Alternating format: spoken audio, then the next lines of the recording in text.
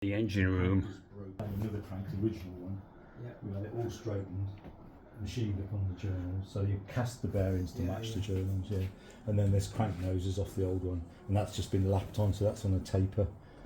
So you got to hand lap it to get it perfectly on. How to balance the crankshaft? Well, then you take it away to a balancer. Ah. You balance the crank on its own. The crank with the damper, that's the damper I was telling you earlier. I mean, feel the weight of that. Look at that. That's on the nose of your crank. So was that 10 kilos? Got to be, isn't it? Yeah, it's probably about that. And this outer bit is not attached to the inner, so there's a clutch in there. So that takes up the vibration, harmonic vibrations. And Great, isn't it? It understood that. yes, You know, yeah. I think they broke a few things. Well, they probably broke a few. Yeah, how are we going to fix this? You know, necessity. Yeah, so we had a new camshaft made. Camshaft. Slightly altered the timings because in the 30s the petrol was different. Yeah. And they went for, I suppose you've seen the term flexibility of the engine. They had very mild cams, so that because the gearboxes were bad, they didn't want the customer changing gear much. So there was a big advertising thing, selling point for the car was it'll do 5 miles to 55 mile an hour in top gear. And that was the selling point, so the cams were rubbish really. They made them work by just detuning them. So nowadays, you want to keep up with modern traffic. The figures for that are 15 degrees before opening, 55 closing on inlet, 55 exhaust opening, 15 exhaust closing, so there's not much overlap. Yeah. It's half-inch lift. That's the crankcase for it. So like that Alvis in there, separate crankcase, cast in the factory.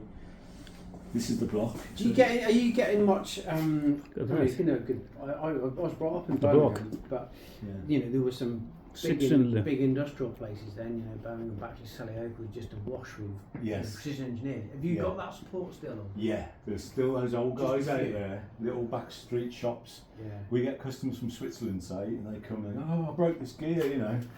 Oh, teeth off it. We go, yeah, no problem. Because a mate of mine. We'll go and get it, mate. Well, maybe they jump in the car with you. You go to like Salioak somewhere or something. Yeah. Whoa, Mate of well, mine. yeah, I can't do it today, mate. You'll have to come back tomorrow. You know? Yeah. He was brought up in Birmingham as a precision engineer. He's been out to Ferrari, worked on Formula One stuff, and he's over in Leicester. Look at that now. for an engine, though. He's got a miller and a lathe and doing stuff, and Yes. he's keeping busy. Oh yeah, He's there's plenty of work part-time. out there. I mean, that's an original block, but we've had to line it, so it's been bored out. Steel liners put in, and then we've had pistons made to suit that.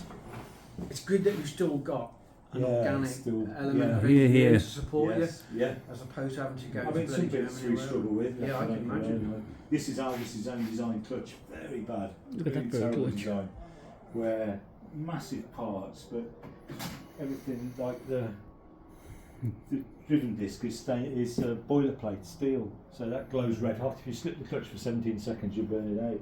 Is So we that? tend to put these asbestos Yeah, ones there's a on. lot of mass in it as well. to Yeah, hold the they heat. can't, yeah.